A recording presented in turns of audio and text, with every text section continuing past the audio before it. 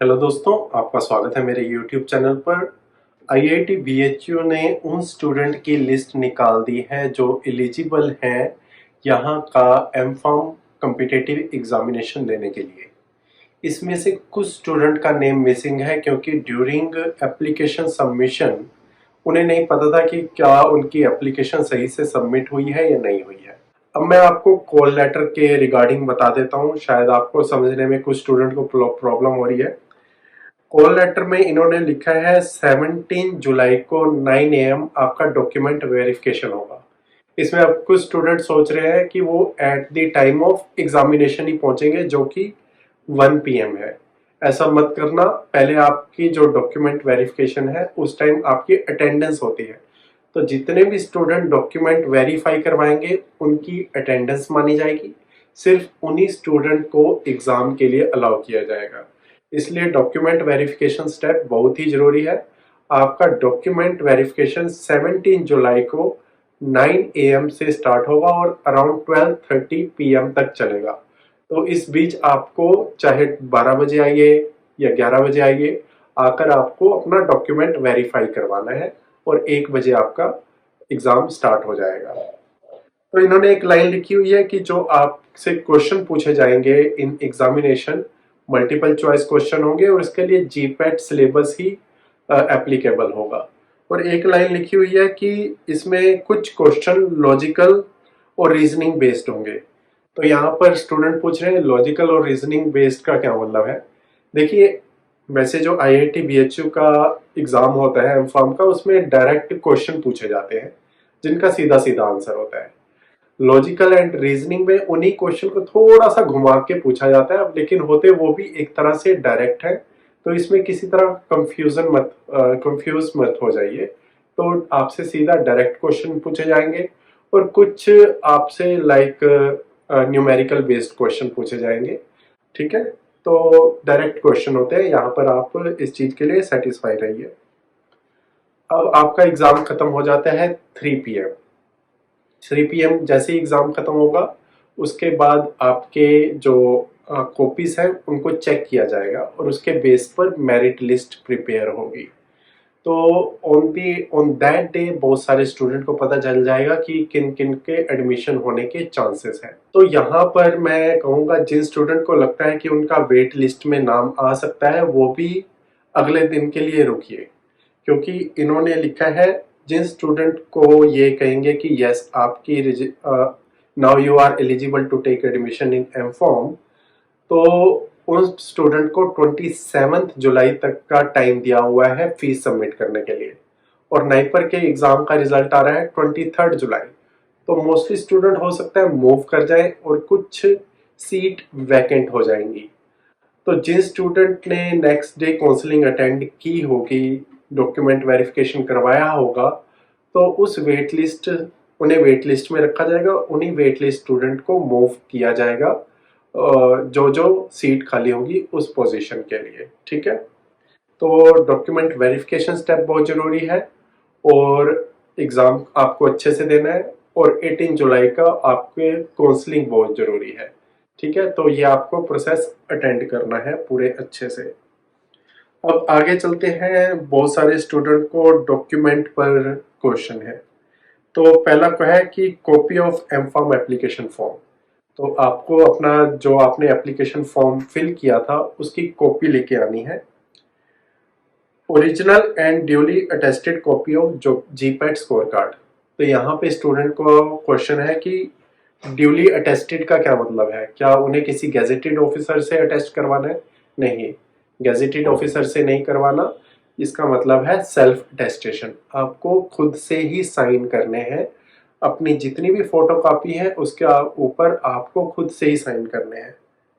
Third है original and duly attested copy of birth certificate and matriculation certificate. इसमें कुछ student कह रहे हैं उनके पास बर्थ सर्टिफिकेट नहीं है। इसमें कुछ स्टूडेंट कह रहे हैं क्या दोनों सर्टिफिकेट लेके आने हैं? नहीं, मेरे पास खुद मेरा आज तक बर्थ सर्टिफिकेट नहीं है। तो इसका मतलब होता है अगर आपके पास बर्थ सर्टिफिकेट है तो लेकर आइए, नहीं है तो मैट्रिकुलेशन का जो सर्टिफिकेट है उसके ऊपर आपकी डेट ऑफ बर्थ लिखी होती है, तो उस डेट ऑफ बर्थ को ये कंसीडर करते हैं, ठीक है, आपकी एज वेरिफिकेशन के लिए। तो अगर आपके पास 10th का सर्टिफिकेट है तो वो लेकर आ जाइए, बर्थ सर्टिफिकेट को इसमें कंसीडर मत कीजिए, ओके। अगर आप लाना चाहते हैं ऑन द सेफर साइड ले आइए, बट इन दोनों में से एक सर्टिफिकेट चाहिए होता है और आपकी एज वेरिफिकेशन के लिए। अब आगे लिखा हुआ है original and duly attested copy of degree certificate, marksheet और grade sheet with conversion formula उसके ऊपर होना चाहिए। तो इस पे ज्यादा मत टेंशन लीजिए, कन्वर्शन फॉर्मूला उसमें बस ये आपके डॉक्यूमेंट चेक करते हैं कि आपके पास ये सर्टिफिकेट है या नहीं, क्या आपने बी फॉर्म की है या नहीं, और कहाँ तक आपके पास सर्टिफिकेट है। इसमें एक स्टूडेंट ने क्वेश्चन पूछा है, उसके पास सेमेस्टर 1 से लेके सेमेस्टर 7 या 8 तक अभी तक कोई भी सर्टिफिकेट नहीं है उसके पास। तो या ये सिचुएशन थोड़ी ट्रिकी है क्योंकि आपके पास कोई लीगल प्रूफ ही नहीं है कि आप बी फार्मेसी कर रहे हो, राइट। तो इसमें मैं कोई कमेंट नहीं करना चाहूँगा, बट यस उन्होंने अगर आपको कॉल लेटर भेजा है तो आप एग्ज़ाम देने के लिए ज़रूर आइए और on the day of document verification उनको बताइए, शायद आपसे वो सेल्फ डिक्लेरेशन फॉर्म फिल करवाएंगे, क्योंकि इन्होंने यहाँ पर टाइम दिया हुआ है कि 7 अगस्त तक आपको अपने सारे डॉक्यूमेंट्स सबमिट करने हैं। अगर आपका एग्ज़ाम या आपका जो सेमेस्टर के सर्टिफिकेट नहीं है आपके पास, तो आपको एक बोनाफाइड सर्टिफिकेट बनवाना पड़ेगा, ठीक है, बोनाफाइड सर्टिफिकेट।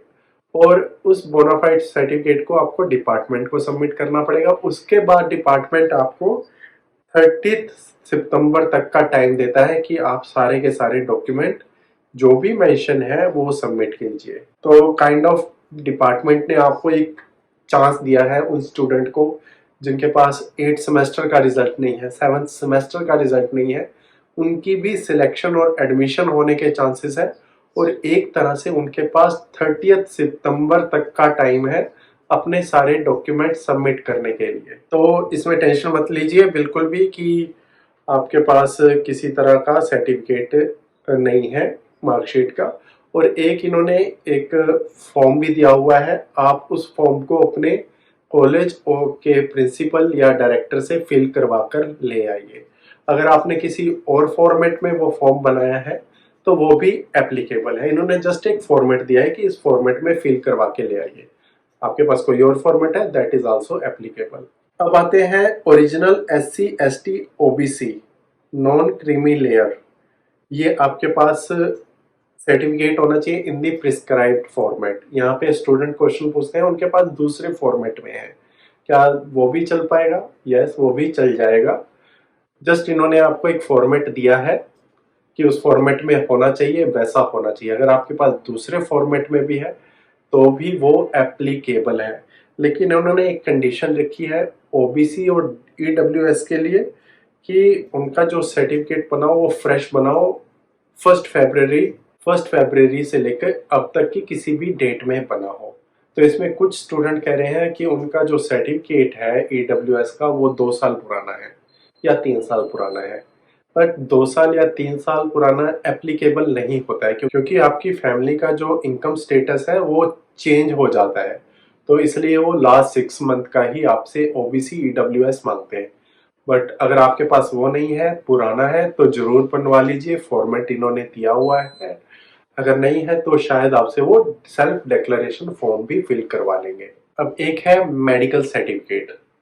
तो इन्होंने एक फॉर्मेट दिया हुआ है मेडिकल सर्टिफिकेट का, तो उस फॉर्मेट में आप मेडिकल सर्टिफिकेट बनवा लीजिए। मैंने अपनी पिछली वीडियो में कहा था कि आपको किसी गवर्नमेंट हॉस्पिटल में जाना है, वहाँ आपको रजिस्टर्ड मेडिकल प्रैक्टिशनर मिल जाएगा और उससे वो फॉर्म फिल करवा लीजिए, 5 मिनट में फिल हो जाता है। लेकिन आप किसी ऐसे पर्सन को भी जानते हो जो रजिस्टर्ड मेडिकल प्रैक्टिशनर है और उसकी अपनी क्लिनिक है या कुछ भी है, तो आप उससे भी ये फॉर्म फिल करवा सकते हैं मेडिकल सर्टिफिकेट का। क्योंकि जितने भी रजिस्टर्ड मेडिकल प्रैक्टिशनर होते हैं उनके पास एक रजिस्टर्ड नंबर होता है, वो रजिस्टर्ड नंबर वो मेडिकल सर्टिफिकेट में जरूर डालेंगे। अगर वो फेक है तो वो नंबर नहीं डालेंगे, तो उस मेडिकल सर्टिफिकेट को कंसीडर भी नहीं किया जाता है। तो आपको किसी भी रजिस्टर्ड मेडिकल सर्टिफिकेट से, रजिस्टर्ड मेडिकल प्रैक्टिशनर से ये सर्टिफिकेट बनाना है, चाहे वो आपका फैमिली मेंबर का पर्सन कोई डॉक्टर हो या कोई गवर्नमेंट हॉस्पिटल में हो या किसी क्लिनिक में हो, बट वो एक रजिस्टर्ड मेडिकल प्रैक्टिशनर होना चाहिए। अब एक स्टूडेंट यहाँ पर कह रहा है कि उसके यहाँ सराउंडिंग में कोई भी ऐसा नहीं है, क्या डिपार्टमेंट उनको एग्जाम देने के लिए अलाउ करेगा? यस, बिल्कुल अलाउ करेगा। अगर आपके पास जेन्युइन रीजन है तो डेफिनेटली आपको अलाउ करेंगे और आपसे भी एक सेल्फ डिक्लेरेशन फॉर्म फिल करवाएंगे, जो आप अगर आपकी सिलेक्शन हो जाती है तो आपको 27 जुलाई तक, पहले आपको 27 जुलाई तक का टाइम दिया जाएगा और फिर 8 अगस्त तक ड्यूरिंग फिजिकल रजिस्ट्रेशन, जब आपकी क्लासेस स्टार्ट होनी है, ये सब डेट इस कॉल लेटर में मेंशन है, जब आपकी क्लासेस स्टार्ट होनी है तब आपको वो किसी तरह सबमिट करना होगा। 30 सितंबर तक के लिए उनके पास टाइम है जिनका फाइनल डिग्री अवार्ड नहीं हुई है या जिनका रिजल्ट आ गया उनके पास फाइनल डिग्री नहीं है या जिनका एग्जाम हो गया है उनके पास रिजल्ट नहीं है। सिर्फ उन्हीं के लिए ही 30 सितंबर तक का टाइम है। रिमेनिंग सभी सर्टिफिकेट के लिए, चाहे SC, ST, OBC, EWS, 7 अगस्त को फिजिकल रजिस्ट्रेशन होगी जितने भी स्टूडेंट हैं।